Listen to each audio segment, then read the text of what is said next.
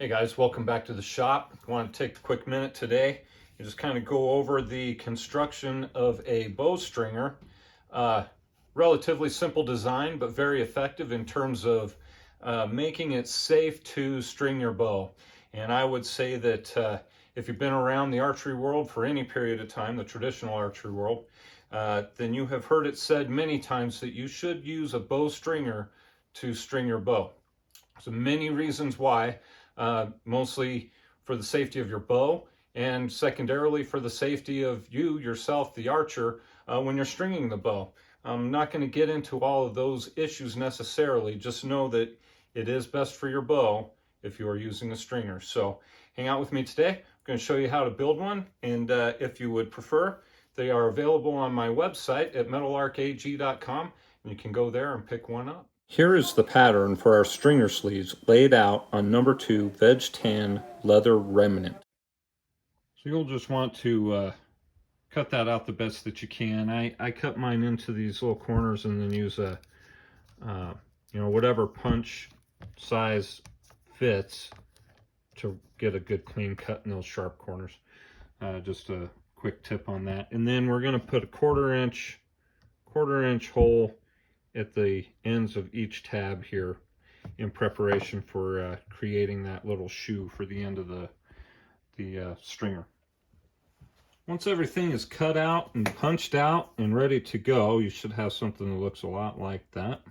So we want these are quarter inch holes to accept a quarter inch eyelet. And the way we fold these, we want to end up with what looks like this here. All right, and start by putting an eyelet here. We want the rough edges being worked here like this, such that we got a nice clean edge that comes around the back here, so everything looks pretty clean like this. And actually, I did the studding correctly. Want it over the top like this. Bring all the hole punches together. We create this small little pocket right here. Hopefully you can see this. I'm gonna fold that one more time because I know it's awfully small and I know my hands are in the way. But here's how that goes.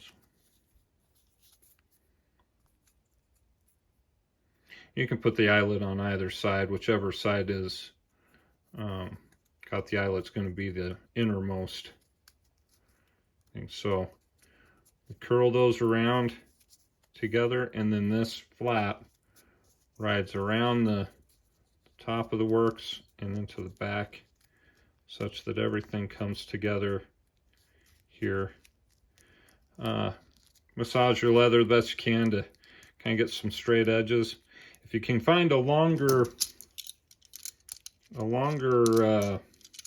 post, or maybe thinner leather, that would work out a little bit better for this. But these eyelets work well enough such that I can get a little bit of a bite on the back side of that. And once this is put together, you'll see that is, there's really no pressure on these eyelets. This is just a means to keep them in place for our stringer. All right, so I'm gonna clean up these corners a little bit like this one. And you can put as much effort into this as you want to make it as clean and smooth as you want. All right, guys, I'm going to apologize in advance for this being such a small project, and it's hard to see and it's hard to keep my hands out of the way. This is really functionally how we want our ends to look. And what this does is put the string, basically I got a nylon cord running here. It puts the string over top. It positions it such that it will set in your on the tip of your bow, like so.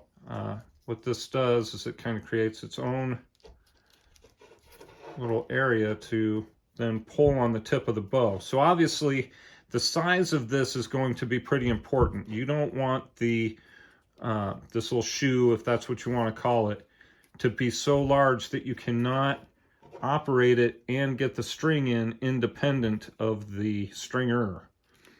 Okay, so be careful on the size. These do need to be pretty small. Now, certainly your upper limb one needs to be small, and the lower limb can be, you know, a little larger because it's already strung. But in any event, you're going to need a pretty tight fit on the top limb to allow for operation of the string. Let me just right quick show you how that's fed through,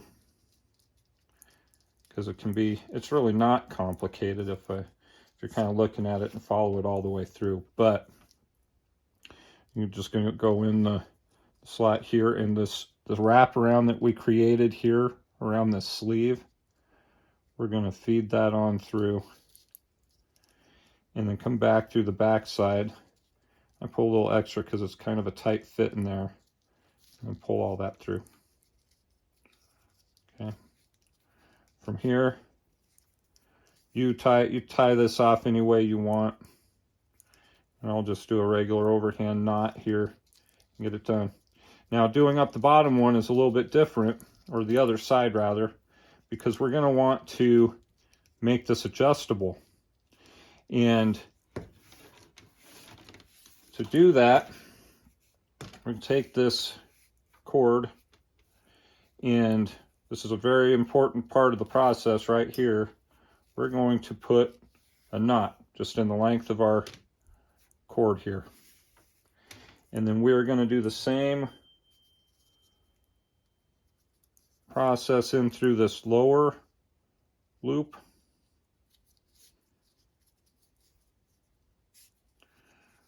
All right. Only this time we're not going to tie it off. What we're going to do is feed this through and take this long loop, find the knot that we put up here originally, and then we're going to put a slip knot in place on the top side of it. And what this does then is create a stop and take up all the slack down here at the bottom. And what happens then from that point is you've got your, I don't know if this is going to fit in screen all the way. Let's see if I can. Either way, this knot that you put in here becomes transitory. So you can move this knot up and down the length of your stringer, and you can lengthen it or shorten it however much you want to do that. All right, so by doing this, I then create some slack, and that in turn lengthens the stringer. You see here? So you determine how long you want that string to be, and then you move your knot to stop this other slip knot that you put in place. And that's how you get the size on it. Just the length that you want.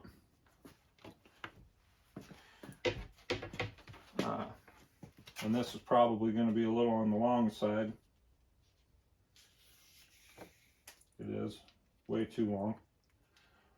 But to use it, then you just string it from tip to tip. Just position this guy. Just step on the cable or on the cord of your stringer, and it will flex your bow, and you can just bring your string right to the nock. Makes it very easy, very safe. It's safe for the bow, it's safe for the archer. It's very simple to make, easy to use, easy to store, all of those things. There's really, it's a great tool for your kit. You want to have a stringer for your bow, so this is the best way to do it. All right, so thanks for hanging in there with me for a quick video, and I will see you next week.